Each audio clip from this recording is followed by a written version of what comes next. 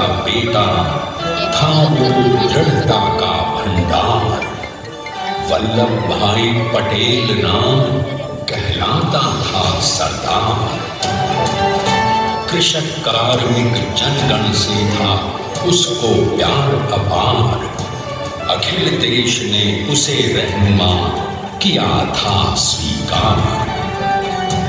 गांधी बाबू का शिष्य, सत्य अहिंसा का अवतार, किंतु एक भारत करने को धर लेता हथियार। लौह पुरुष संबोधन था वो लोहे की दीवार। तेज पुंज तुम, शक्तिपीठ तुम, बल का सागर अपरंपार। ऋणी देश का नम्र नमन तुम स्वीकारो सरकार।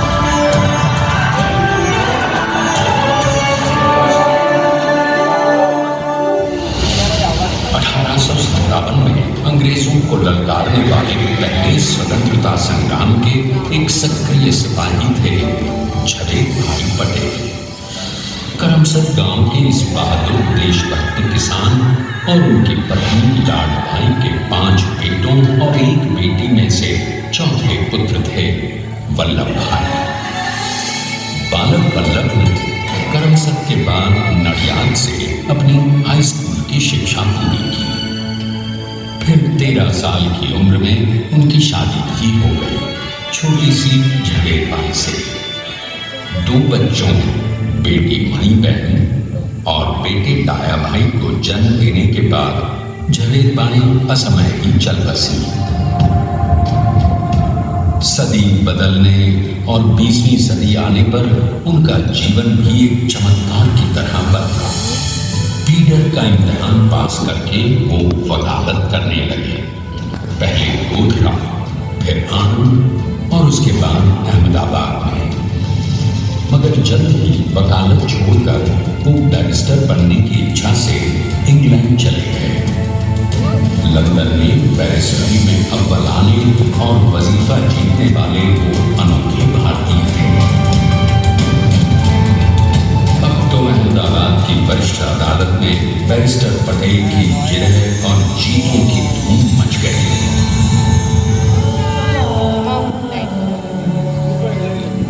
तभी एक युग पुरुष ने वल्लभ भाई के जीवन की धारा ही बदल दी। दक्षिण अफ्रीका में सत्याग्रह के अहिंसक अस्त्र से गोरे शासकों को सबक सिखाकर भारत वापस आए बैरिस्टर मोहनदास करमचंद गांधी से मिलकर वल्लभ भाई ने अपने कुछ वर्षों से सीखे विदेशी व्यवहार और संस्कार हमेशा के लिए त्याग दिए और अब वो अपने खेड़ा के किसानों को हक दिलाने के लिए बापू के साथ आंदोलन में कूद पड़े। अब उनके पैरों में जूते नहीं, गांव की धूल थी। हृदय में भारत भूमि की शस्य श्यामला धरती। मन में थे गांधी और मस्तिष्क में एक नए स्वतंत्र भारत का सपना।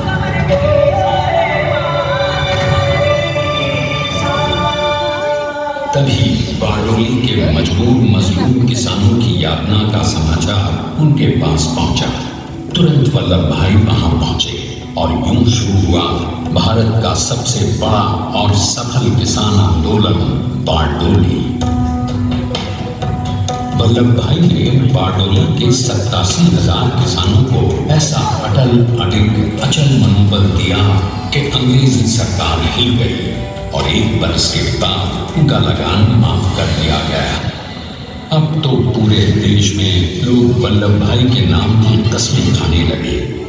स्वयं महात्मा गांधी ने कहा, अब वल्लभ भाई मेरे शिष्य या साथी नहीं, सारे देश के सरदार हैं।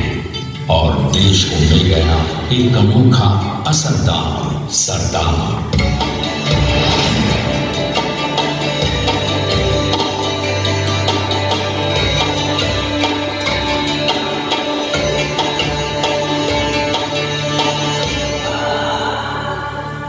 सरदार पटेल के नाम और देशभक्ति से अंग्रेज डर कर कांपने लगे। 1930 के नमक सत्याग्रह और दांडी कूच में वो बापू से भी पहले गिरफ्तार किए गए। तो सन 1932 में फिर उन्हें बापू के साथ ही जेल में 2 सालों के लिए डाल दिया गया। मगर आजादी के दीवानों को, स्वतंत्रता के परवानों को कौन गिरफ्तार कर पाया है? जेल से छूटते ही सरकार को कांग्रेस के नए राष्ट्र अध्यक्ष पद पर चुना गया और उनकी सरपरस्ती में राष्ट्रवादी भारतीयों ने तमाम ब्रिटिश सूबों में जीत हासिल कर वहां अपनी स्थानीय सरकारें बनाई। किंतु सरकार का सपना केवल सरकार बनाना नहीं था। उनका स्वप्न तो था एक ऐसे नए भारत का जहां हर रंग, हर रूप, हर जात, मजहब, तबके का हिंदुस्तानी एक साथ मिलकर एक ऐसा नया भारत बना सके जहां पूर्ण स्वराज के साथ सारे समाज को गरीबी, अशिक्षा, छुआछूत से भी आजादी मिल जाए। इसकी पहली रणनीति थी भारत को अंग्रेजों की गुलामी से आजादी, ताकि भारत के लोगों की अपनी सरकार सबके साथ और सबके विकास के लिए काम कर सके। बापू की अगुवाई में अब देश ने अंग्रेजों को अंतिम चेतावनी दे दी, करेंगे या मरेंगे, उन्होंने अंग्रेजों भारत छोड़ो। बस फिर क्या था, संघर्ष की रणभेरी बजी। 3 सालों के लिए सरदार पटेल को भी सत्याग्रही नेताओं के साथ जेल में ठूंस दिया गया। 2 सालों के बाद अंग्रेजों को बापू के सभी शिष्यों और साथियों को छोड़ना पड़ा।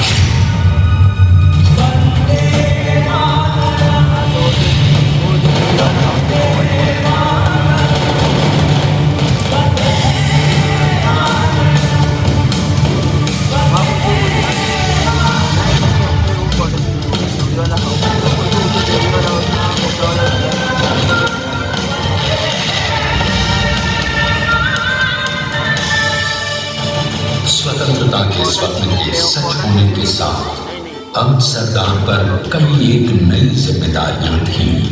आने वाली आजादी की तैयारी और एक नए भारत के लिए नए लोकतांत्रिक संविधान की संरचना। जैसा उनके साथियों ने खुद कहा था, सरदार ने ही 6 हथौड़ी लेकर एक नए भारत को उकेरा है।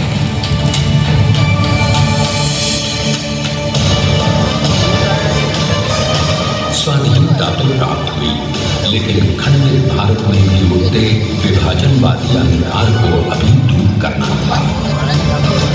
जब देश के खंड खंड होने का भय उत्पन्न होने लगा तो सरकार ने निर्भय होकर खुद अपनी केंद्र सरकार और साथियों को भी चुनौती दे डाली और जम्मू कश्मीर को बचाने के लिए सारे देश का आकाश वायुयानों से भर गया।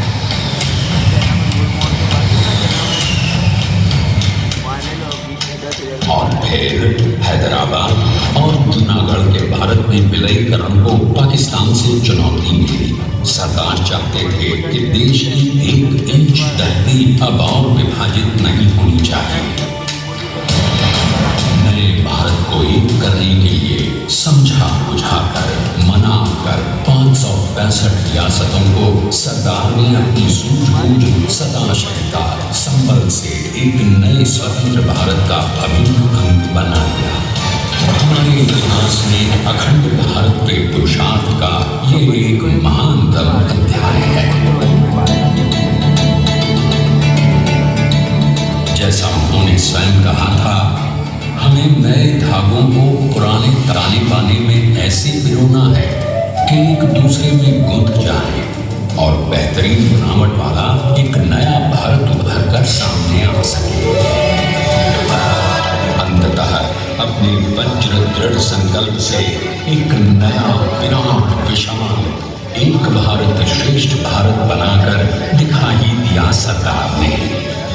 संसार के सबसे बड़े प्रजातंत्र के शिल्पी को प्रणाम करने के लिए देश ने बनाया है ये समर्थ स्मारक। स्वाधीन भारत को समर्थ भारत में बदलने वाले सरदार पटेल को समर्पित प्रेरणा तीर्थ भी है।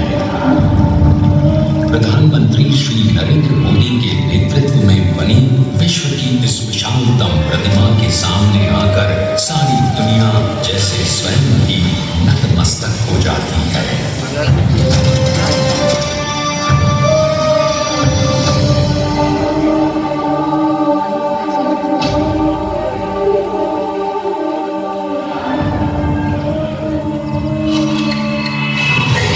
बना गया वो अमिट अटल, बना सका उसे न कोई शत्रुदल। चट्टान के समान सा पुरुष प्रबल, स्वदेश का सम्मान है, स्वदेश का सम्मान है, स्वदेश का सम्मान है, स्वदेश का सम्मान है।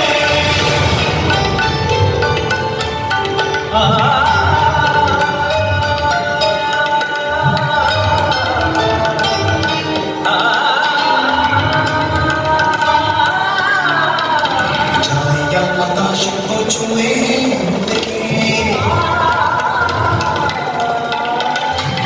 गहराइयां समुद्र की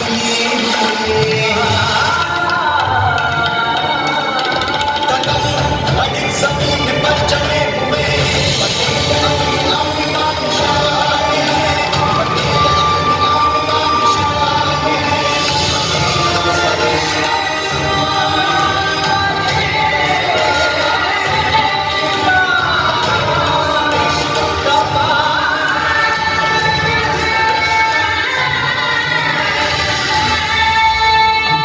देखते हैं कि अपने लौह पुरुष को श्रद्धांजलि देती 182 मीटर ऊंची विश्व की सबसे विशालकाय प्रतिमा का निर्माण कैसे हुआ।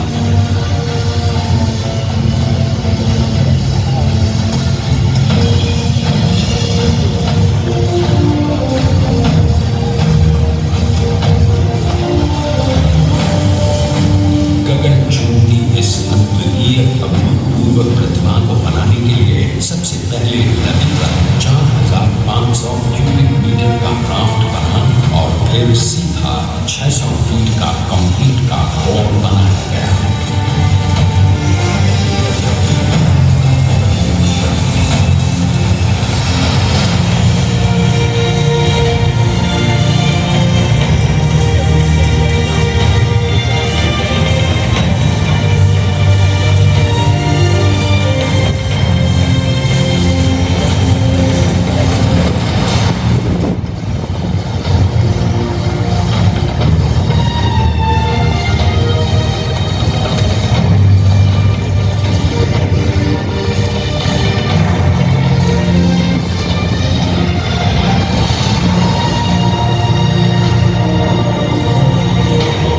इस कंक्रीट बोर्ड के साथ लगाया गया स्टील का फ्रेमवर्क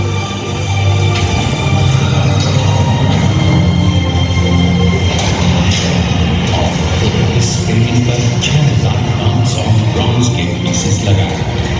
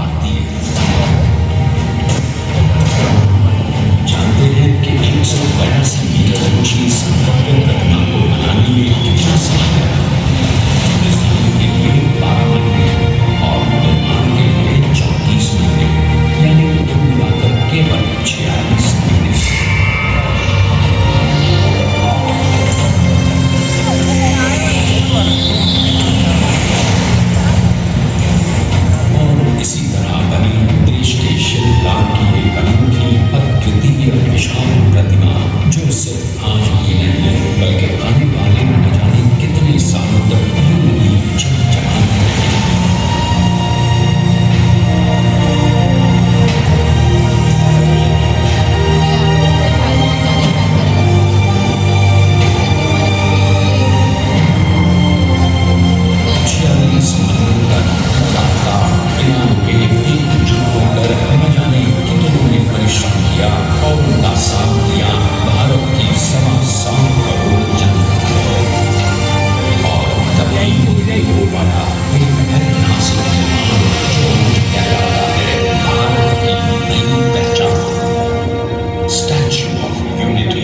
विश्व की सबसे ऊंची प्रतिमा। सरदार ने अपनी गंभीरता, शालीनता और दूरदर्शिता से भारत को संगठित करने के असंभव कार्य को संभव कर दिखाया। आइए आज हम सब उन्हीं की महिमा में विश्व के सामने एक उदाहरण रखें, क्योंकि ये ही भारत को श्रेष्ठता के मार्ग पर ले जाएगा। हमारा कर्तव्य है, हमें निश्चय कर देना चाहिए कि हमें हिंदुस्तान में जितने लोग हैं सबको मिलजुल के भाई भाई की तरह के रहना है। स्टैच्यू ऑफ यूनिटी एकता की प्रतिमा और श्रेष्ठता का प्रतिबिंब है। एक पहल है इस अखंड भारत को श्रेष्ठ भारत बनाने के सपने को पूरा करने के लिए। एक पुकार है हम सबको एकजुट होने के लिए। एक आंदोलन है भारत को सबसे आगे ले जाने के लिए, श्रेष्ठ बनाने के लिए। आपके योगदान और विश्वास से ही बनेगा एक भारत, श्रेष्ठ भारत। एकता का स्मारक है, एकता का संदेश है कि भाषा ने भाव एक, राज्य ने, राष्ट्र एक, पंथ अनेक, लक्ष्य एक, बोली अनेक, स्वर एक, रंग अनेक, तिरंगा एक, समाज अनेक, भारत एक, रिवाज अनेक, संस्कार एक, योजना अनेक, मकसद एक, कार्य अनेक, संकल्प एक, राह अनेक, मंजिल एक, पहनावा अनेक, सीमा एक, चेहरे अनेक, मुस्कान एक। ये एकता का संदेश लेकर के हम चले। और भाइयों बहनों, ये भारत की विशेषता है, विविधता में एकता। यही भारत की विशेषता है।